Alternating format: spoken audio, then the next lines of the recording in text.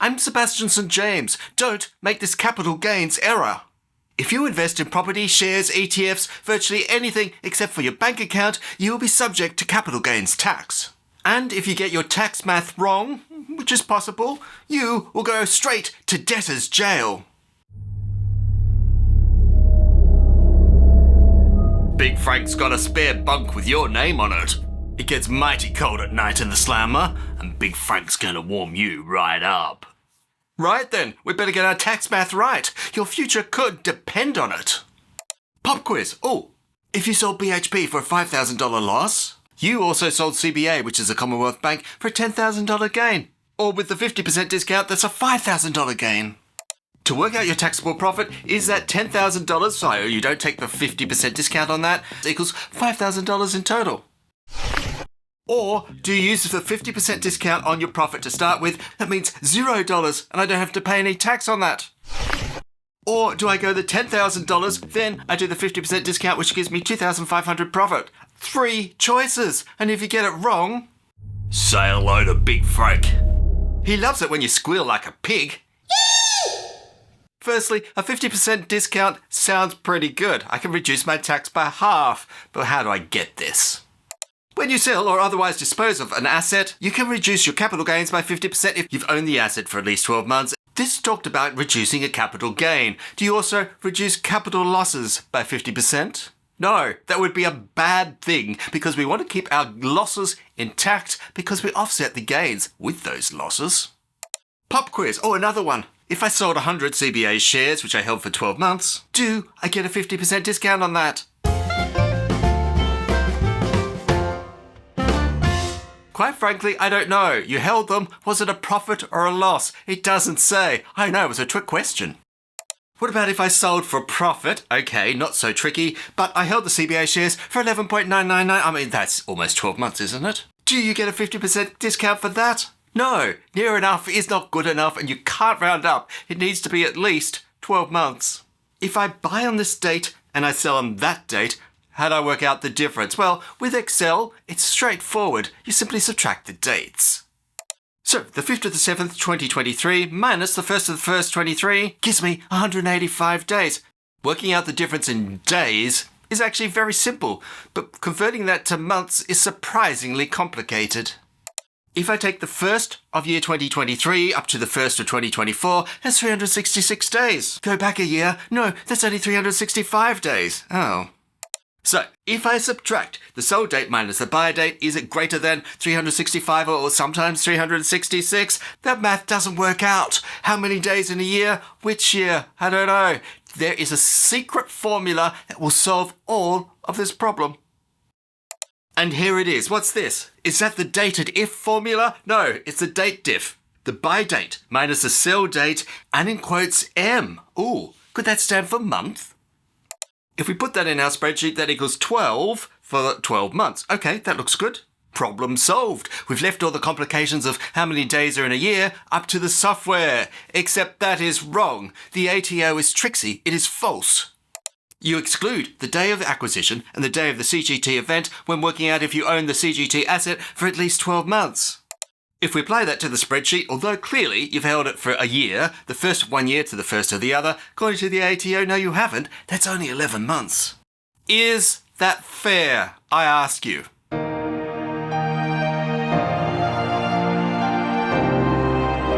When you say to your wife, "Happy 40th wedding anniversary, dear," does your wife say, "Actually, the first year I was still getting to know you, and this year, it's been a bit iffy. I consider it to be 38 years.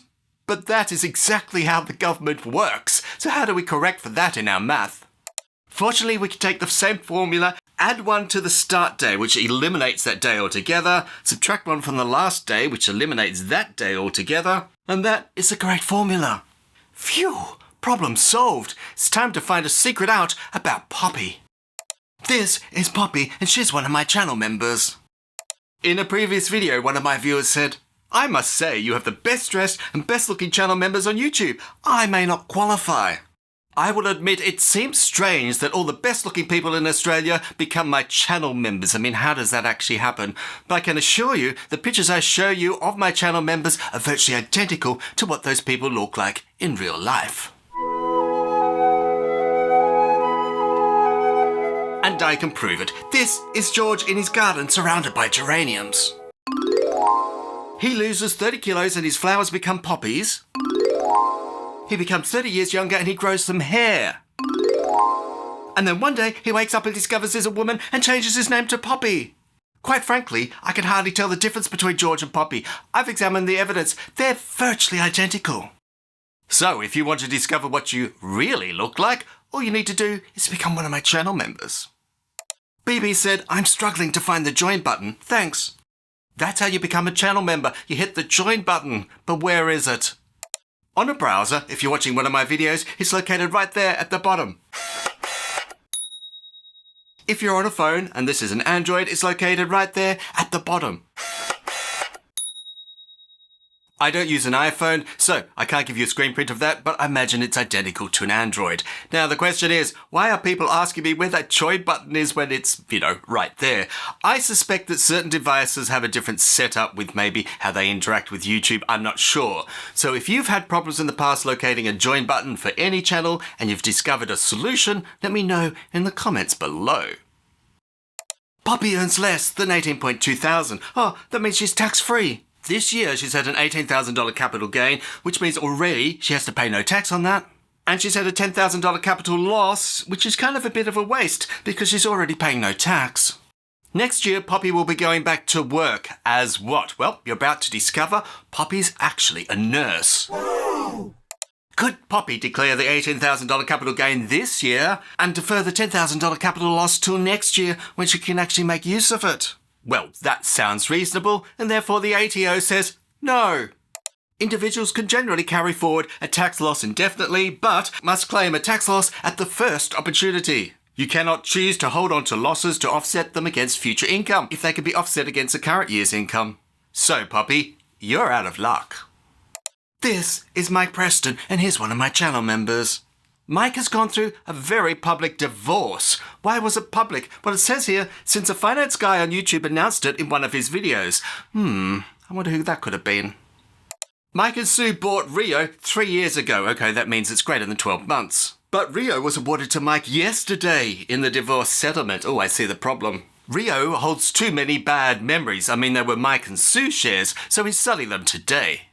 Do we say the acquire date was yesterday, Mike sells them today, throw away those 2 days because we only count the days in between, therefore Mike's held them for 0 days, which means no capital gains discount? Or do we say that the buy date was 3 years ago when he and Sue bought them, he's held them for 3 years, therefore is entitled to the full discount?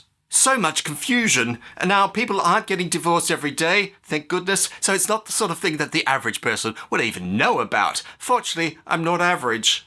In a relationship breakdown, you will satisfy the 12-month requirement if the combined period your spouse and you owned the asset was more than 12 months. Oh, I've got some thanks from Elmo. Thank you for your continuing education. Thank you very much, Elmo. That I really appreciate. This is Gorov, and he's one of my channel members. Wow. Oh, no, that stands for Woolworths. Gorov has a $10,000 gain, which he sold today. Cole shares for a $10K gain he sold yesterday, right? And he sold ANZ for a $5K loss. So, which of the gains do I offset with my $5K loss? Surely the ATO has some unfair rule to determine this. And this matters because the WOW shares are actually eligible for the 50% discount. The Cole shares, no, they're not. You can choose which capital gains to subtract your losses from. Hooray! Freedom at last!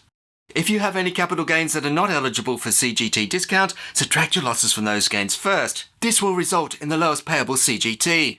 Finally, some common sense. You get to decide. Oh, I've got a thanks. Phil asks, thanks, Sebastian. Would raising interest rates cool inflation and cool the market at the same time? With a recession, how would that play out in the indexes, mortgages, and the economy? Thank you very much, Phil. And your question is well thought out. I look forward to doing a video on that for you. Now to solve the question I asked at the very top of the video. If you had a $5,000 loss, which you could offset against a $10,000 gain, or it could be discounted by 50%, do you not discount it and then subtract the loss? Or do you discount it first and your tax profit is 0? Or do you not discount it and then do the 50% afterwards? Because Big Frank's waiting for your answer. To work this out, we need to know only one thing. That's the ATO's rule on this matter. If you have any capital loss from other assets, you must subtract these from your capital gains before applying the discount. And we do. We have a $5,000 capital loss ready to go right there, and therefore you don't discount until you subtract that loss. So it's the $10,000 gain, no discounting at this point, minus the loss, which is $5,000, equals $5,000. Only once your losses are fully absorbed do you then get your 50% discount, which gives you $2,500. Well, that was interesting, but what are the must-know rules for figuring out capital gains and losses?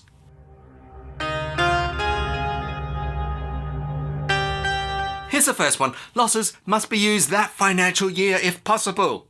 If your losses exceed your gains, the unused losses can be carried forward to future tax years indefinitely. Any brought forward losses must be used to offset gains this year where possible. And apply losses to non-discountable gains first. And the 50% capital gains discount applies only after losses are deducted. Job done. You're officially a tax wizard. Oh, I got a thanks from Mr. Steve O.C. Thanks. Best explanation of financial metrics ever. Thank you very much, Steve. That was a pleasant surprise. This means that Steve's questions now get bumped further up the queue. I know. We've been discussing capital gains, but did you know you could avoid paying some capital gains on shares? Can I? How do I do that? Click here to find out, or if you've seen that, click here.